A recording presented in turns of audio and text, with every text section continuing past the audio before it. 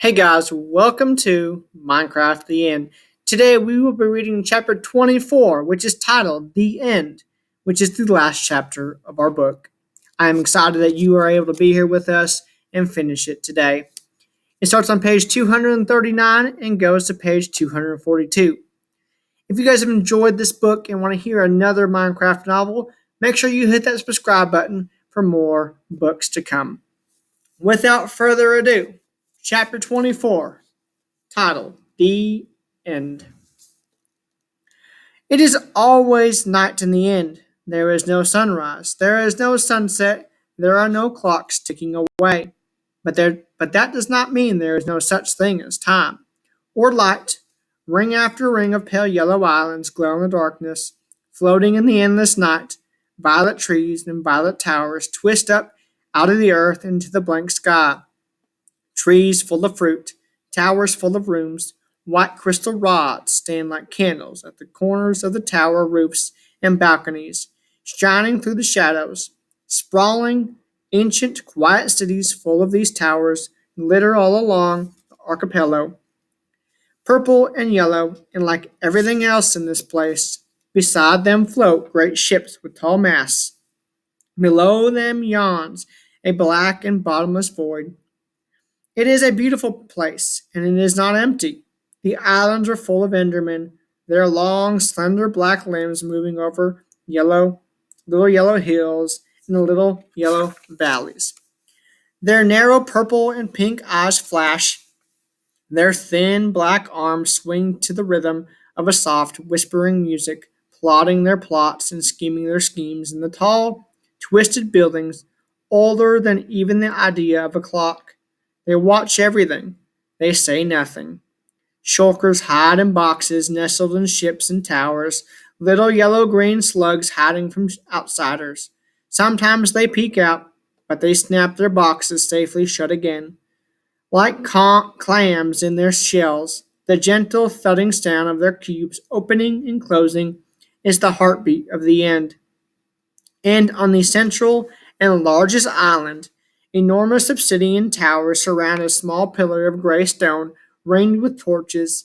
A brilliant lantern gleams from the top of each tower, a flame in a silver cage shooting beams of light down from the towers into the grass, across the little gray courtyard, and out into the black sky.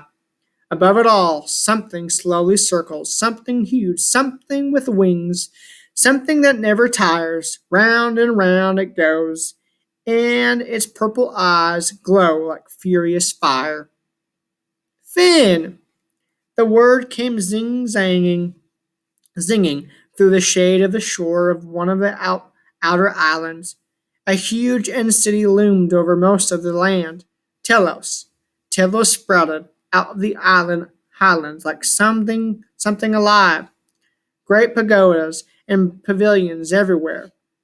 White shimmers fell from the glistening end rods. Shulkers clapped in their little boxes. Leashed to Telos like a dog floated a grand purple ship, a pirate ship without an ocean to sail. Most of the end cities had ships attached to them. No one was certain why, any more than they're certain who built all those big, strange cities in the first place.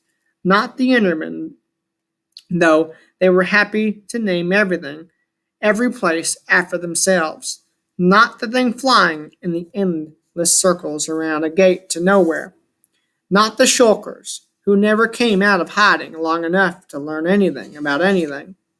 The end ships were just were, as the cities just were, as the end just was, like clouds or diamonds or Tuesdays.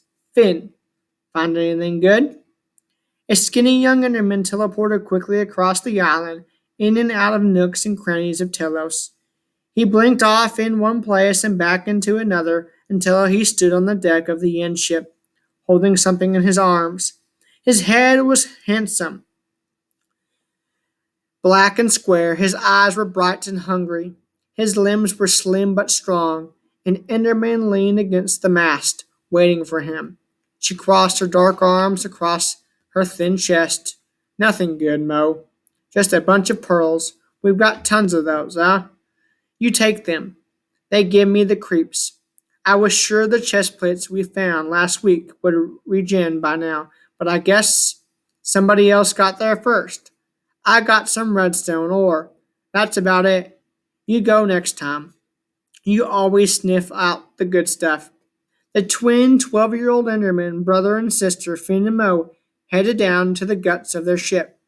They'd always lived there, here on the ship with their two brothers and their two sisters, Jax and Cole, and Jess and Rory. And every day, their dear friend Ken would visit. Ken was tall and dark and thin, just like all the Ender Frags, taller than Rory, but shorter than Jax. He had big, beautiful eyes, but he was always squinting, trying to hide them, trying to make them uncomfortable, unnoticeable. Because Ken's eyes weren't like the wide, clear, magenta violet eyes of the other Endermen. Ken's eyes were green, and he played the note block better than you'd ever believe a note block could be played.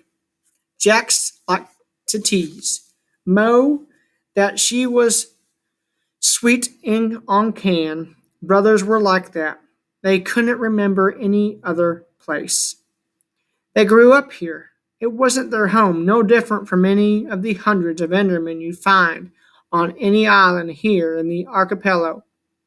They lived on an end ship crammed with junk they'd snatched up from anywhere they could find it. Some of it was very good junk, diamonds and emeralds, gold ore and lapis lazuli, enchanted iron leggings, pickaxes of every kind, beetroot seeds and chorus fruit, saddles and horse armor, though they'd never seen a horse. Dozens of sets of marvelous gray wings they could stick right on your back and fly around anywhere you liked.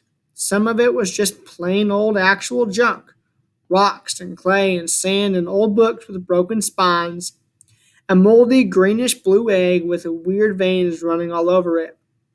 Finn and Mo didn't care how ugly it looked. They put the egg by the fire and hoped for something unpredictable to happen, something new.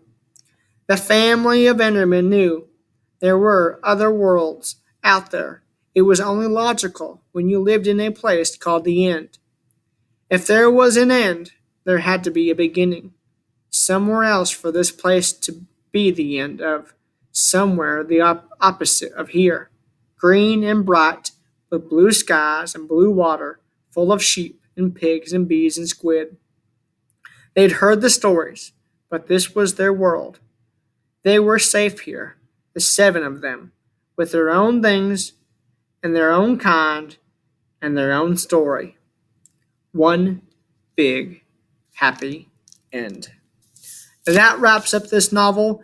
I hope that you guys enjoyed. And if you did, hit that like button, and I will see you guys for the next one.